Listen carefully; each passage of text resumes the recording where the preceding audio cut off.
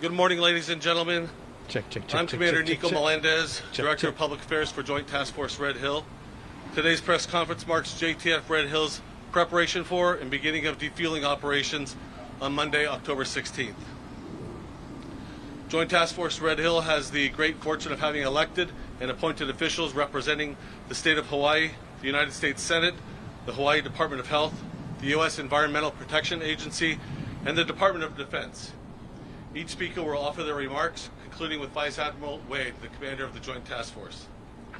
After the remarks conclude, we will open the floor for questions. And just for the record, Martha Guzman, it's Guzman, G-U-Z-M-A-N. For Honorable Brendan Owens from the Department of Defense, it's Brendan, B-R-E-N-D-A-N, Owens, O-W-E-N-S. And I believe most of you have the correct spelling of Governor Green, Senator Hirono, Ms. Kathleen Ho, and Vice Admiral John Wade.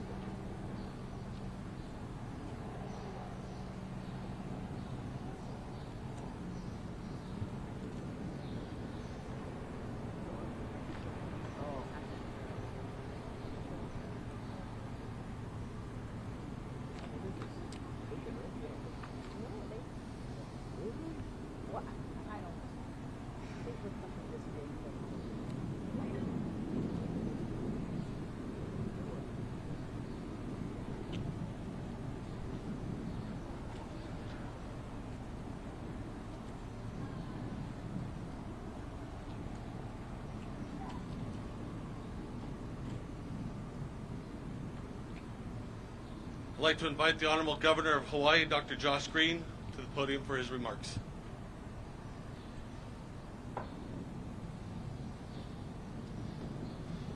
Aloha. Good morning. Today is an important day, but first let me say mahalo, Senator Hirono, for your steady leadership always. And we also are going to be here today with Assistant Secretary Owens, Vice Admiral Wade, thank you for your work, Administrator Guzman, Director Fink, Director of Health is here, Deputy Director Ho, amazing work. So again, aloha everyone. Just a few brief comments. We've got several speakers today. I'm glad to join you here today at Joint Base Pearl Harbor, Hickam, to mark a milestone. The readiness of the Joint Task Force Red Hill is going to begin defueling Red Hill Bulk Fuel Storage Facility, Red Hill, on Monday, October 16th, 5 months earlier than was initially projected. We're grateful for everyone's hard work. After many months of effort, the removal of 104 million gallons of fuel from Red Hill can finally begin. We're committed to our community to do this. I'd like to extend a warm mahalo to our congressional delegation for all of its advocacy, and to the JTF Red Hill team and their countless dedicated individuals from Hawaii who have worked with JTF, the Navy, regulatory agencies, contractors, everyone who prepared the facility for the safe defueling process. This has been a large labor.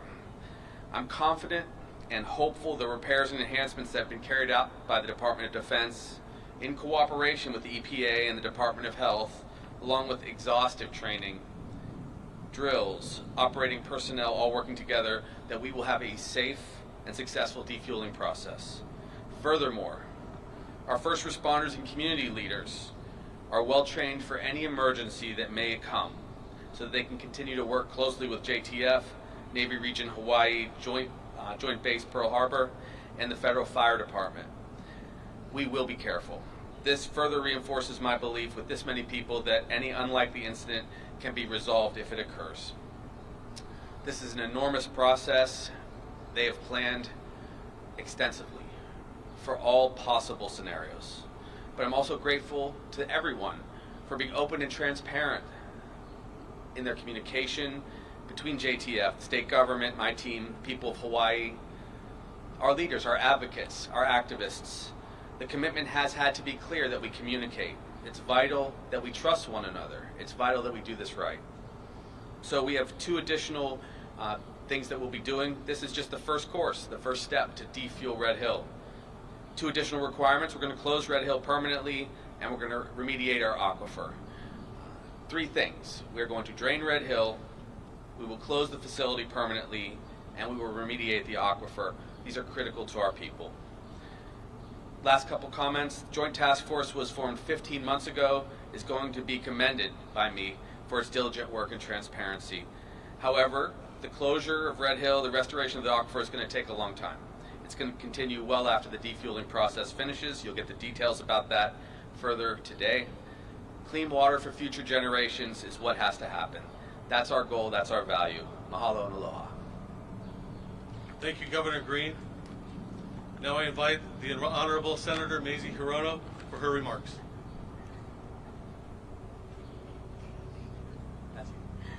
Aloha, everybody.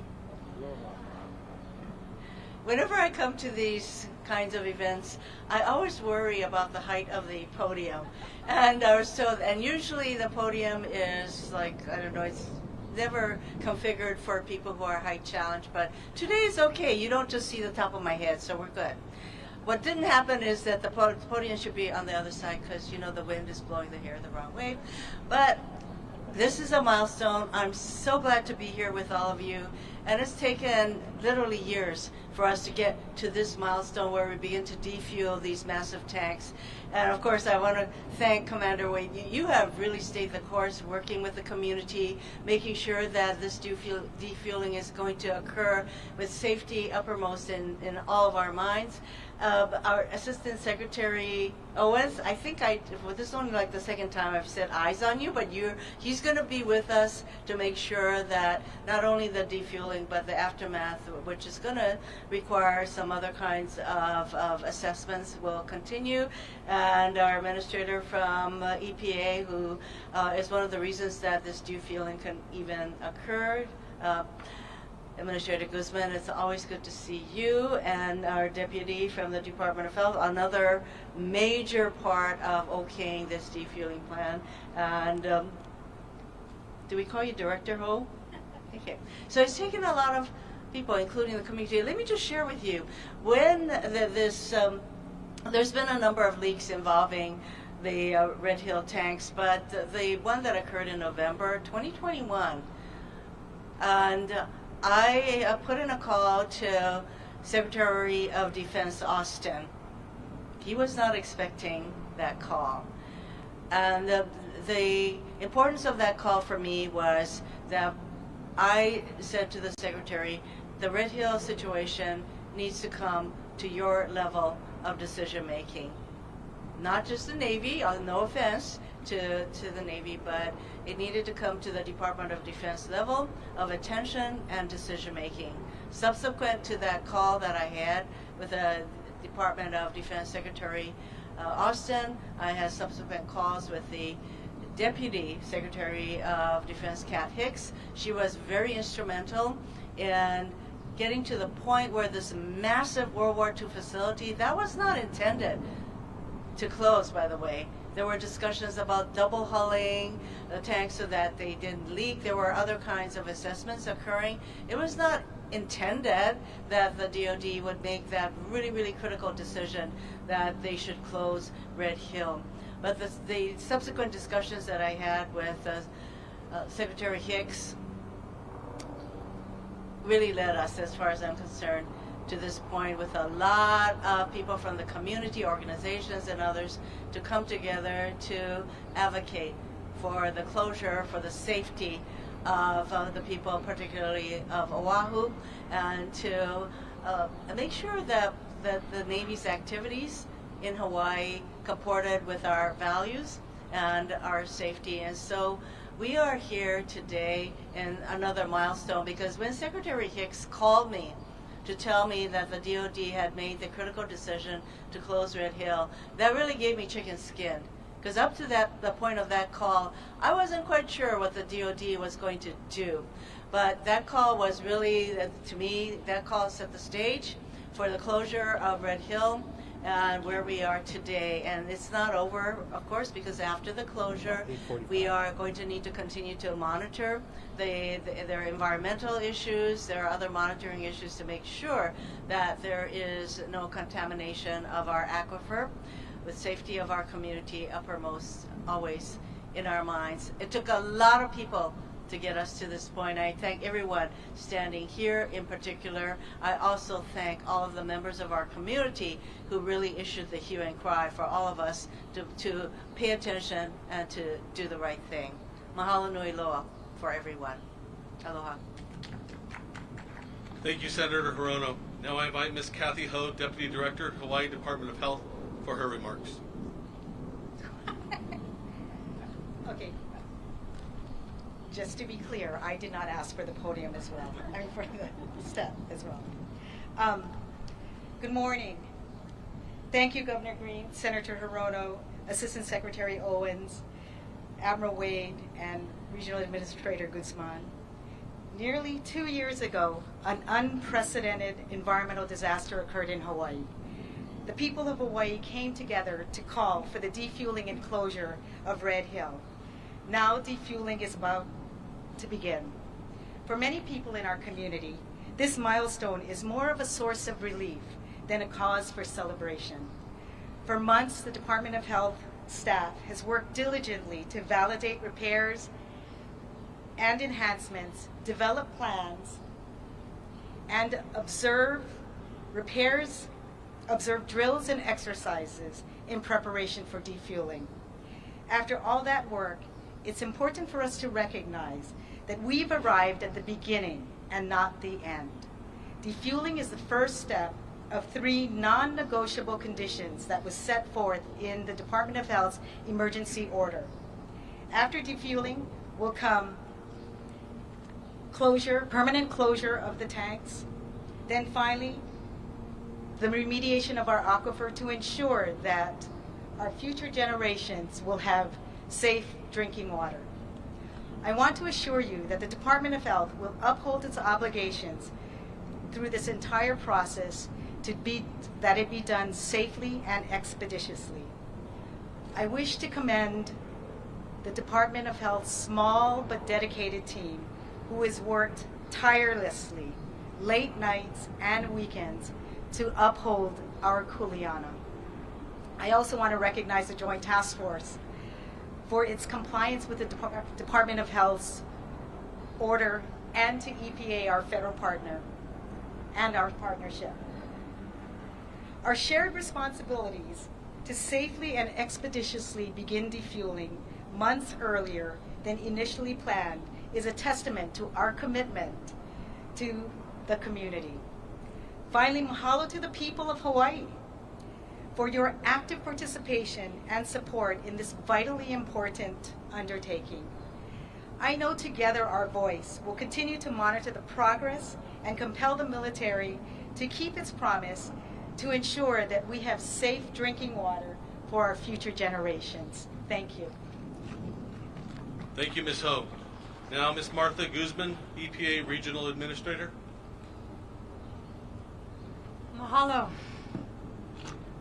It's really, as the governor and the senator have already said, Director Ho, this is an incredibly important milestone. There has been so much work, all weekends, endless hours from all of our teams. I want to recognize our team as well.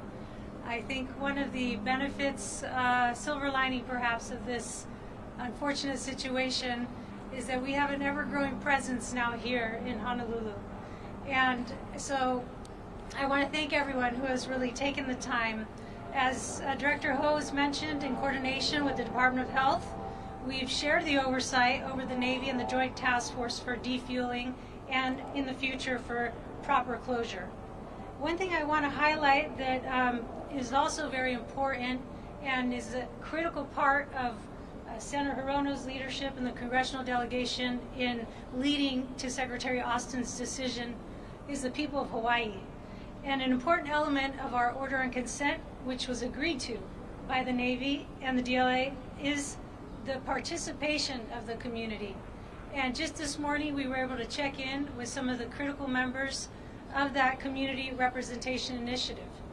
There's 10 community participants, some who live on the base, some who just live in Oahu, and some organizational leadership from Native Hawaiians, environmental organizations, and civic organizations.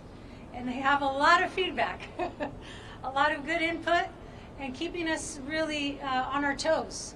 Every single day, the community, not just through the CRI, but through all of the public engagement that many of you are leading, is raising these critical elements to keep improving our work. So I want to thank the community, and particularly the leadership of the folks who have volunteered their time through the CRI to ensure that defueling happens in a safe manner. Ultimately, I just want to reiterate what was already said so well, which is this is just the beginning. It marks a very important milestone. We're thankful for the leadership here, and we look forward to that continued and hard work. There is risk involved every day, and our teams are all on highest priority to deal with any unforeseen issue and to work together through this process to get the job done and to move on to the very important protection of the aquifer. So thank you very much for this partnership. It's a very good moment in time, and we look forward to our continued relationship in overseeing the shutdown and the restoration of the aquifer. Thank you. Thank you, Ms. Guzman. Now the Honorable Mr. Brendan Owens, Assistant Secretary of Defense for Energy, Installations, and Environment. Good morning, Senator. This will not be the last milestone that we mark together related to Red Hill, so we can worry about podium height together going forward. Thank you for all of you out there who are joining us today to mark this milestone. I think it's important that we talk about this as a milestone on a journey to defuel Red Hill bulk fuel storage facility. On behalf of the Secretary of Defense, Deputy Secretary of Defense, and the Undersecretary of Defense for Acquisitions and Sustainment, I'd like to acknowledge and express our gratitude to some of the many individuals who have played a pivotal role in this important mission. I'd like to thank Senator Hirono, Governor Josh Green, Martha Guzman, and Kathleen Ho, whose leadership and partnership and commitment to this mission have been invaluable in addressing the challenging problems that we face. I also want to thank the Joint Task Force Red Hill and all of DoD team of teams who, under the truly outstanding leadership of Vice Admiral John Wade, have worked tirelessly toward a common goal, the safe and responsible defueling of Red Hill. Their dedication, and no one exemplifies this in my opinion better than John, to this mission is evident in their focus, their professionalism, and their adaptability to this challenging and complex problem set. JTF Red Hill is fully aligned with the importance of this mission to DoD and to the people of Hawaii.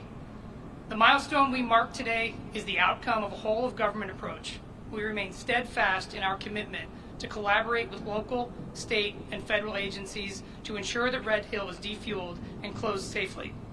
This endeavor reflects a unity of purpose among everyone involved. I also want to express our deep appreciation for the expertise provided by EPA and DOH throughout this endeavor.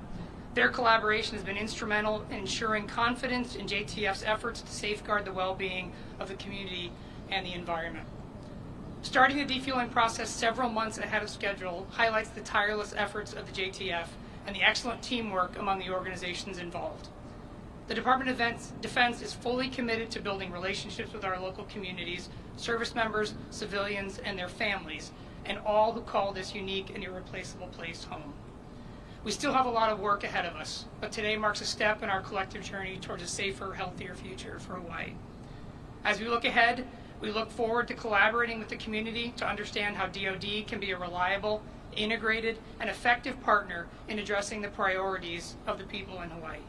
The concerns of the people of Hawaii are foremost on our minds, and community engagement must be a cornerstone and will be a cornerstone of our efforts as we move forward.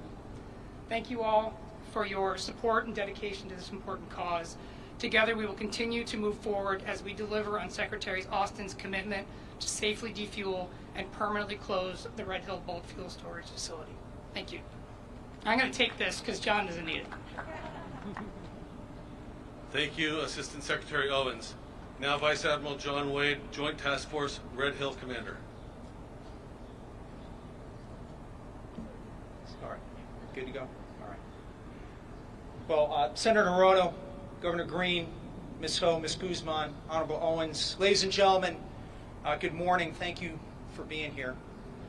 My team, composed of soldiers, sailors, airmen, Marines, Coast Guardsmen, reservists, National Guardsmen, government civilians, and contractors, have been directed to safely and expeditiously defuel the Red Hill bulk fuel storage facility. And as noted here in some of the comments, defueling sets the conditions for the facility's ultimate closure. Defueling Red Hill is the right thing to do for the people of Hawaii, our military families, the environment, and national security. Over the last year, my team and I have worked collaboratively with the State of Hawaii, Department of Health, and the Environmental Protection Agency, the state and federal regulatory agencies, to develop a defueling plan and then to obtain the necessary approvals and to ensure that we do this evolution safely and in accordance with state and federal guidelines and laws. We have been deliberate and methodical in our approach. We have planned and we have trained. We've taken exhaustive measures to reduce risk, to ensure safe operations, and we are also prepared to respond to contingencies, protect the aquifer, the environment, and the health of our personnel and the community. But let me be very, very clear. Our job is nowhere close to being done. While we're trained, we're ready and vigilant, now is the time that we must execute with precision. We've been supported by numerous Department of Defense organizations and commands. We've also worked in partnership with multiple state and local authorities, and we've consulted with fuel industry and safety experts. And we are truly grateful for the team of teams approach for this monumental task. We're equally grateful to the Hawaii Congressional Delegation for securing the resources to ensure that we had what we needed to do up to this point and to continue the defueling effort. So, ma'am, thank you so much. I want the community to know that my team and I understand the enormity and the significance of this mission. We are absolutely committed to safe and environmentally responsible efforts, and we're equally devoted to provide continuous and transparent communications to keep the community fully informed of what we're doing and why. And let me just conclude by expressing my sincere and honest appreciation to all of those of you who provided us critical feedback over the last year. You have helped us understand your concerns. And from the bottom of my heart, I want you to know that you have made us safer. And I thank you for that. And to those of you in the last several weeks who've reached out to us to offer words of encouragement, to support, and also offered prayers, I just want you to know how meaningful that was to me and my team. We're grateful and will carry us strong and safe moving forward. Thank you so very much, and we all here are standing by to answer your questions. Thank you. I think we're going to move here now. Ladies and gentlemen, we're now going to start the Q&A, and I want to start with one that we had emailed into us from USNI, Heather Mongilio. Sir, Heather wants to know, how do we plan to communicate with the public during defueling? Thank you. That is a very important question, and as I highlighted in my commentary, the engineering technical piece we must execute with precision, but equally so is our communication with the public.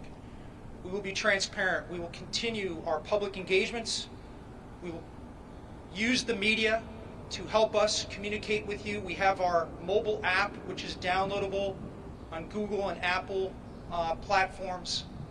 We will continue the oversight process with the EPA and the Department of Health, and of course at the federal level as well. And we have other oversight groups that we will communicate with, and they are accessible to the public. Look, it is so important to keep you informed and to understand what we're doing. I understand how important that is, and my commitment is to keep on doing that throughout this entire process. Thank you. We have a mic. Questions? Hi, NHK News, Aijin Guji. Could you tell us how important and how complex this operation is?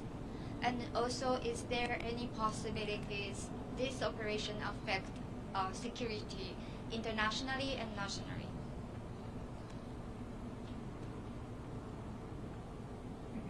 So the removal of the fuel that sits above the aquifer is incredibly important for the people of Hawaii, especially within the context of what occurred in 2021 with the spills and the water crisis. Removal of the fuel is the most immediate thing we need to do here for the Red Hill problem set.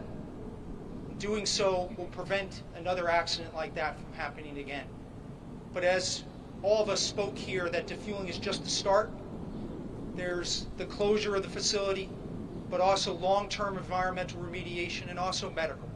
So it's a complex problem set, but defueling is important not only for today, but I've heard the community for future generations. So critical. The second part of your question was the removal of fuel from Red Hill. Does that impact our nation from a security standpoint? And the answer is no. Now, over the last year, the Department of Defense, U.S. Transportation Command, Defense Logistics Agency has worked aggressively to look for and then to secure arrangements for redistributing the fuel in different locations.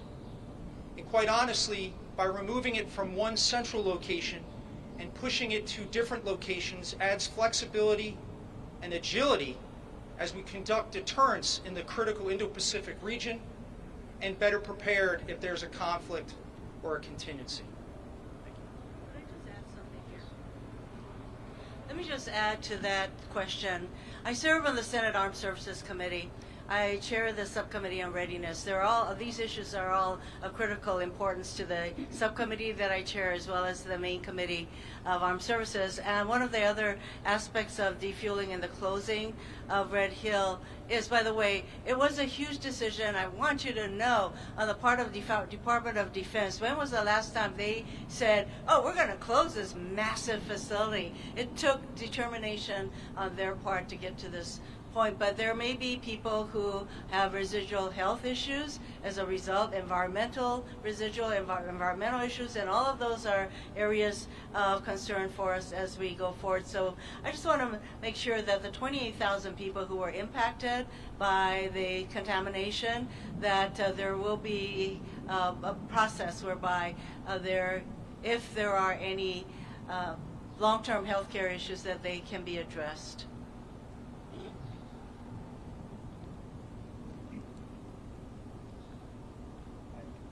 Ian Bauer, Honolulu Star Advertiser.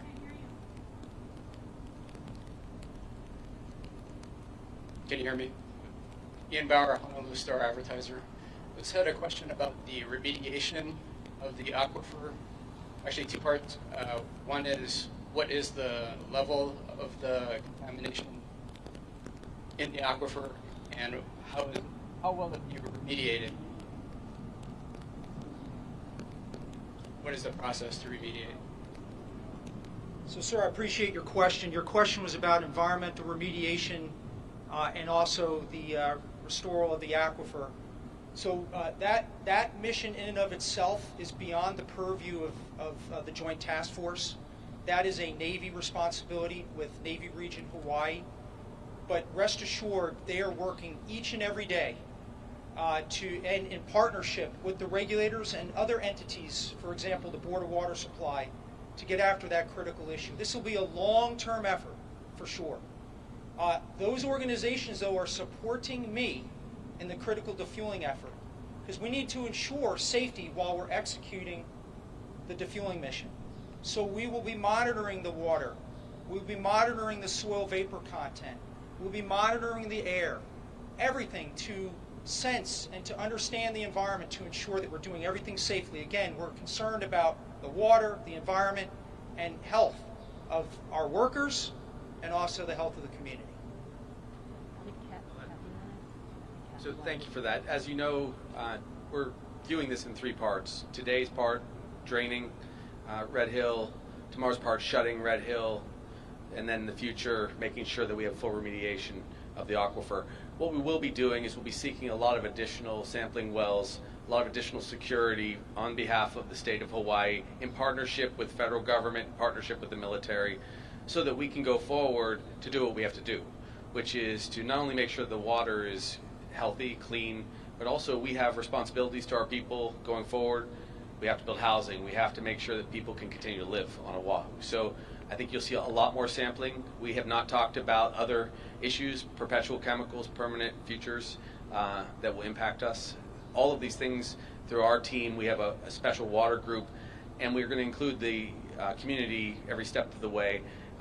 There's one name we haven't mentioned yet today. That is Ernie Lau. We thank him for this participation too. That's something he's very focused on. We all come together to make sure our people are safe as far as clean water goes. Just to reiterate, people like Ernie Lau have been saying the risk of this facility for decades. And so when the previous spill happened in 2015, there was an establishment of the aquifer, recovery group. That has been revamped with this situation.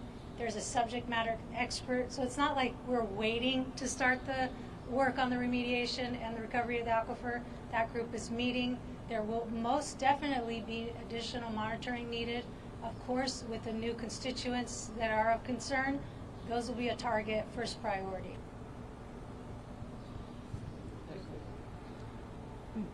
And what is the level of contamination now? What is the known level? Is there a way to quantify that? Or? So there has been regular testing of the water, and thus far there has been no hits of petroleum in the water.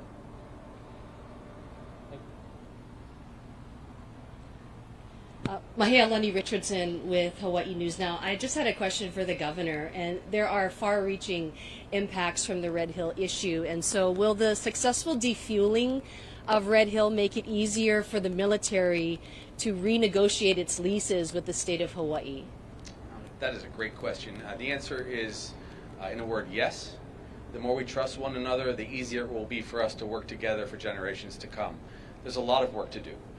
We've had concerns with our military partners, but we are one Ohana, and that's what we express and mean it from our administration. But I've spoken very bluntly, very openly, and in fact the military's insisted that I speak directly based on what we believe, and that is if we work together, if we do our job right, if we protect each other, then it's easier to go forward with our relationship into the future. I had a follow-up question for Kathy Ho. You mentioned that there is no contamination now detected from Red Hill. So how much longer will the water need to be released into Halawa Stream?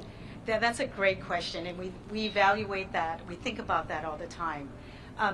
But until the tanks have been drained, we still believe that there is there may be a threat, right? So we want to minimize any further contamination. This defueling, I think, will they've trained, they've exercised it. My prayer is that it will go off without a hitch, but I am uncomfortable allowing the water to not to be drained, defueled. I mean, drained into the stream. Thanks. Okay, can you hear me now? All right, hi, I'm Jennifer Ladd with Defense One. I had a question about how the fuel is going to be monitored after it's moved to make sure that spills and this kind of thing don't happen again, and also at other DoD locations. I recognize that most of you are not the people to answer other DoD locations, but anything that maybe is changing DoD-wide for testing or prevention. So before we continued with our process to obtain the regulatory approvals to defuel and to relocate the fuel, we went through what's called the National Environmental Policy Act review and assessment to ensure that we were following all federal and state laws, and then also if the fuel would be redistributed into other countries, that we followed their laws as well. We followed that process, and that's how it'll be done. And there's clearly, with the context of the events that have occurred here, everyone understands how critically important it is to transfer the fuel, relocate the fuel with exacting precision without incident. Yeah, sorry, I was going to say, like, once the fuel's in the places that it's going, then is there any additional? For anything, obviously, within the nation, they have to follow the environmental laws. RCRA in this case, and the woman right behind you can give you even more detail. Of course, we ran many drills ourselves at height in some of the storage facilities throughout the Pacific that we, thought would be. Some are going to be, some are not, but it was a good drill nonetheless. Most of those are above ground, so they have a different risk, less risky. But yes, they all have to comply with those federal regulations and their own state regulations or territory regulations, like in the case of Guam. Mm-hmm. And just to go one step further in terms of how DoD, Navy, Air Force, Army have taken the lessons that we can glean from this and push them out further into other fuel supply points. Those actions are underway. They have not been announced yet, but there are a substantial number of things that are changing as a result of what we understand about the C2 structure that existed here that led to some of the challenges that we ended up having. So that more on that to come over the course of the next several months. Hi, Catherine Cruz from Hawaii Public Radio. Just standing here, I don't know if that's a sheen over there on the water, but we've done stories on leaks over here at this pier, and I just want to ask again, have we done everything we can to make sure that we aren't going to have a discharge here? If there are old pipes that might have fuel in it that we may not have looked at. I mean, we all saw what happened with the molasses in Matson's pipes many years ago. They didn't think that was operable, and they thought there was nothing in it. But what assurances can you give us today? Ma'am, the National Defense Authorization Act, also the State of Hawaii emergency order, mandated tests and multiple inspections of the integrity of the entire Red Hill pipeline all the way to the pier to include Hotel Pier. Those results have been factored into our submissions to both the Environmental Protection Agency and the Department of Health to obtain the approvals to conduct defueling. The integrity and the safety of Hotel Pier is sound. And then what about any backup you might need from, let's say, the Coast Guard if there is a discharge? I mean, I see some booms here, but what's been worked out with them? So, Catherine, we have worked exhaustively with state and local officials, to include the Coast Guard, to ensure that if there is an unlikely event of a spill or a fire, that we're prepared and ready to respond. We have an interagency coordination working group that includes HIEMA, and also the Department of Emergency Management at the county and city level. We drilled together as mandated by the regulators. I'm confident that if there were an issue, that we would be working and communicating together with urgency and speed to mitigate any impact. Ladies and gentlemen, one last question. Manolo Morales with KHON2 News. Admiral, can you tell us how long will this actual defueling process take and the amount of people involved throughout the process? Sure. So this is a phase called gravity defueling, which will remove approximately 104 million gallons, or 99.9% of the fuel. That will go from this Monday, 16 October, until the third week in January. When that phase completes, then we must get after what's called residual fuel. Residual fuel is fuel that can't be drained out via gravity. It will be accumulated in low point drains, bends. So if you were to open your sink and see the catch underneath, there's always liquid under there. So there's a methodical process that we will follow. We've done this procedure before in coordination with the regulators while we were doing maintenance. We still have to work by, with, and through the regulators as we move through that phase. But we estimate that the residual fuel will be about 60 to 70,000 gallons. Once that is complete, which we estimate will be in the early spring, then at some point the Joint Task Force will transition to our critical partners, the Navy, and the Navy has the responsibility for closing the facility, and then they will have some what's called sludge, which is a liquid solid mixture in the tanks that must be cleaned, and then there'll be small amounts of residual fuel that's about 3,000 gallons that we just can't get out without destroying or destructing the pipeline, and that'll be part of the closure process because the Navy is committed to the removal of those pipelines. And in those activities, the Navy will follow all rules and guidelines by the Department of Health and EPA, and they're already starting that process through their closure supplements, which are accessible to the public. Oh, I'm sorry, I forgot that part. So my team of itself is 275 people, but I am supported by the entire Department of Defense for all that we need to do. And there's more than just the physical movement of the fuel. There's administration, there's answering the questions of the regulators, there's working our procedures, there's training programs, safety programs. To do this effort, there are literally about 500 people supporting directly, not only here on island, but remotely via VTCs and electronically. As the Honorable Owen said, this has been a whole of government approach and a team of teams approach as well. Thank you, sir. Thank you, ma'am. Participants, thank you very much for your attendance. Members of the press, thank you for being here.